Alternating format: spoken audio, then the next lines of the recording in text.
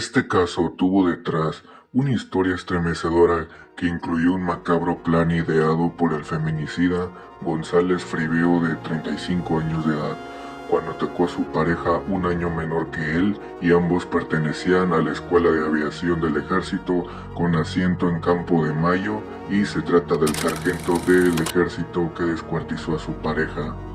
La cabo de primer grado, Jessica Lucía Hoffman, el 20 de noviembre del 2018, en la casa en la que convivían en la localidad bonaerense de Villa Trujuy, Argentina. Ese martes de ese mismo año, cerca de las 23, Rolando Hoffman, el padre de la víctima, estaba en su casa del barrio Trujuy en Moreno cuando escuchó ruidos extraños que venían de la parte trasera de la casa de al lado. Allí vivían desde hace unos meses su hija Jessica Lucía de 31 años y su marido Fernando, ambos militares de profesión en el ejército argentino, ella con rango de cabo primero y él un sargento. Rolando, el padre de la víctima, decidió salir al patio para fijarse qué pasaba y se encontró con su yerno mientras tendía la ropa en la terraza. Le preguntó si había pasado algo, pero le respondió que estaba todo bien, que no se preocupara. El padre de Jessica se quedó extrañado por el horario elegido por González para los quehaceres domésticos, pero decidió creerle.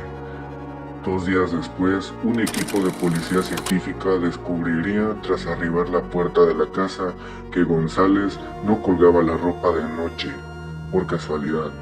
Minutos antes, de acuerdo a las imputaciones en su contra, el sargento le había propinado una golpiza brutal a Jessica que le provocó la muerte, para luego cortar su cuerpo en 3 partes con un cuchillo de cocina y luego introducir las partes mutiladas en la bolsa de basura.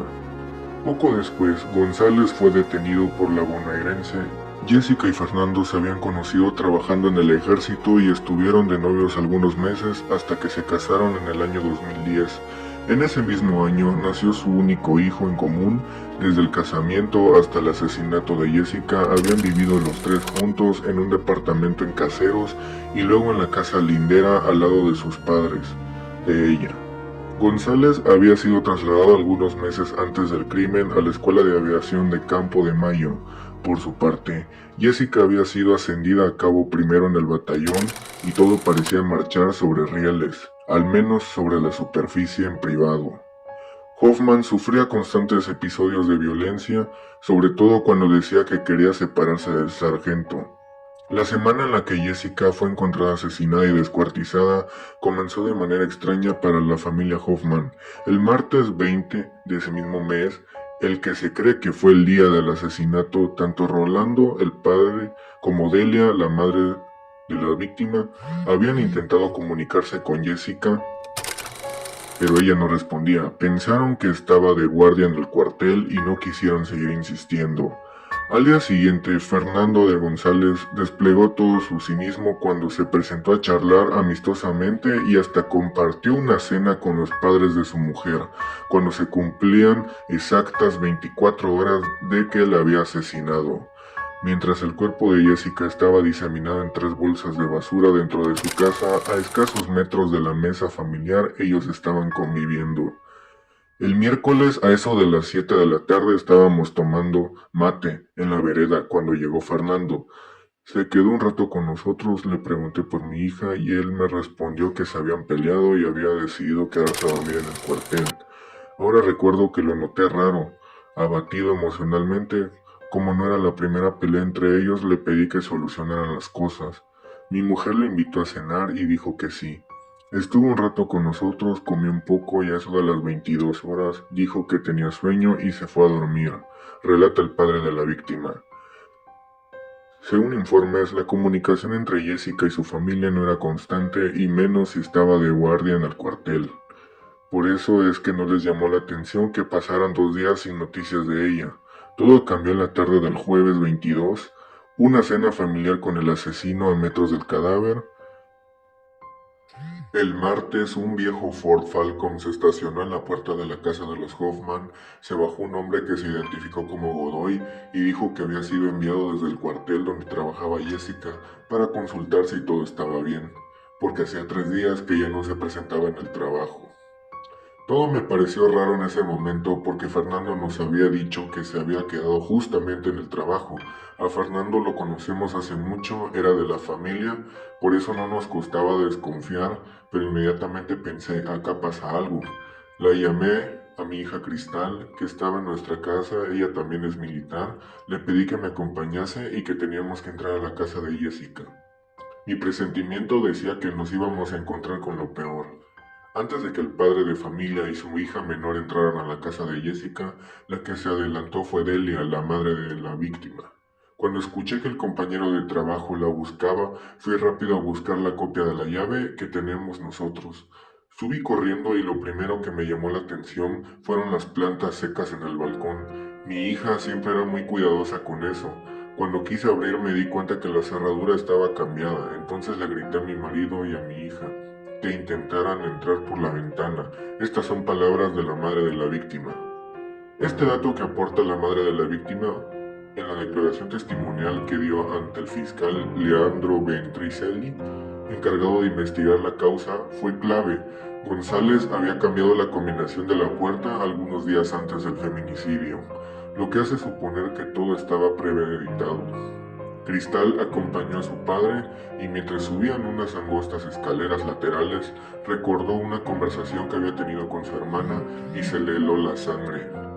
Ella me había contado que días atrás, que durante una discusión con Fernando, le había dicho que si no tenía sexo con él, iba a asesinar hasta a su propio hijo.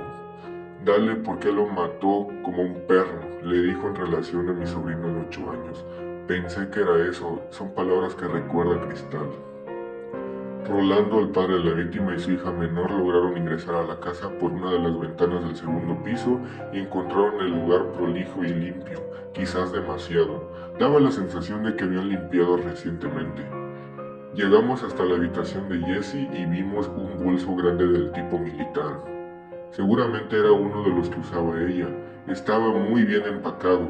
Lo toqué y era blando, como si hubiese adentro pedazos de carne. Lo abrí y vi las bolsas de nylon. Sentí un olor nauseabundo. Ahí mi hija me dijo que no toqué más nada, que teníamos que llamar a la policía, asegura el padre de la víctima. A las 17:01 horas de ese día, se registró el llamado al 911.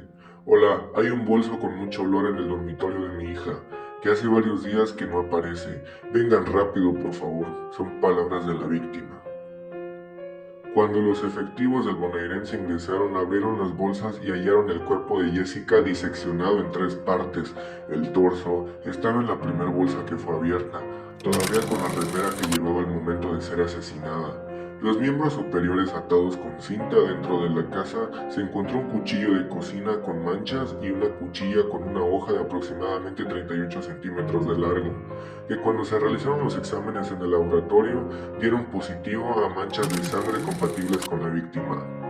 Otro informe forense aseguró que los cortes fueron realizados con alguien con cierta experiencia, que sabía perfectamente lo que hacía.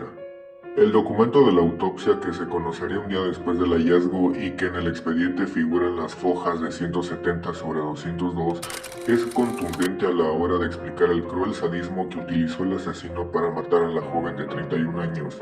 Según el examen, la muerte se produjo entre 65 y 75 horas antes, es decir, el mismo martes que el padre de la víctima encontró a su yerno colgando la ropa. Además, señala que existió una brutal golpiza que derivó en fractura de cráneo y contusiones cerebrales, pero hace en especial hincapié en que pudo existir un estado de indefensión ocasionado por un golpe previo, es decir, que González Fribeo podría haber golpeado a Jessica para dejarla inconsciente y luego haberle dado una golpiza hasta matarla y finalmente cortar el cuerpo en 3 partes. Con lo encontrado en la casa, sumado al testimonio de los familiares, el fiscal Ventricelli se movió con rapidez para detener a González. Lo encontraron mientras trabajaba como si nada hubiese pasado, en Campo de Mayo, según la versión policial. Al momento de ponerle a las esposas, confesó el crimen, aunque luego ante la justicia se negó a defender en declaración indagatoria. La investigación del caso duró 5 meses, a los que se anexaron al expediente distintos estudios psicológicos realizados a González en prisión. La elevación a juicio escrita en marzo del año, el fiscal tomó un informe producido por un especialista que entrevistó con el acusado y destacó que de su personalidad surgen sentimientos hostiles, encubiertos y dificultades en relación evidenciado en el sexo femenino, componentes amenazantes y aterradores con aspectos vinculados a conflictos de índole sexual, aseguró el reporte recibido por Ventricelli. En otro pasaje de su informe, la profesional es contundente hablar puntualmente de un diagnóstico que aparecieron diversos rasgos de la personalidad de este asesino, que me llevaron a concluir que la patología que presenta González es de un psicópata. Lo que define un psicópata es no sentir culpa, pena o arrepentimiento. También se puede decir que al momento en que se encontraba lúcido, orientado en tiempo y espacio con criterios de la realidad, y que no sabe discernir entre lo bueno y lo malo. Según las distintas declaraciones testimoniales que brindaron los familiares directos de Jessica, hay una coincidencia inalterable. Todos creen que González, si es que es juzgado culpable, la asesinó porque ella quería dejarlo y él no lo aceptaba. Yo sabía que mi hermana se quería separar, no estaba bien y nada la llenaba. Ella me había dicho que había hablado con Fernando de separarse, pero él no se quería ir de la casa, así que no lo tomó nada bien. También me contó que varias veces amenazó con suicidarse si lo dejaba. Es más, una vez me relató que hizo una escena como que se quiso ahorcar. Contó en su declaración Maximiliano Hoffman, hermano de Jessica, la víctima. Una amiga de la pareja contó detalles que para el fiscal fueron determinantes en cuanto al móvil del suceso. La relación era obsesiva, tenía muchas discusiones e incluso delante de su hijo en común, Jessica consideraba que González con sus actitudes la afectaba psicológicamente. Él era un enfermo de celos, siempre se enojaba con ella porque no quería tener sexo y la acusaba de estar con otra persona. Ella siempre tuvo miedo de terminar la relación por la reacción que podría tener él, según declararon. Para el fiscal, no quedan dudas de que González fue el asesino y que lo hizo porque no aceptaba la separación que le proponía Jessica. Si bien en la elevación no se hace referencia a un pedido de posible pena, la imputación de homicidio simple, doblemente agravado por el vínculo por el feminicidio, lleva casi inexorable pena de prisión perpetua. Ese veredicto lo decidirán a principios del año un tribunal oral según Mercedes en caso de que González lo prefiera o en un jurado popular. Esto ha sido todo por el video de hoy. Muchas gracias por ver la transmisión de hoy. Les agradecería mucho si me regalaran un like, compartan este video con sus conocidos para hacer más reportajes así. Buenas noches.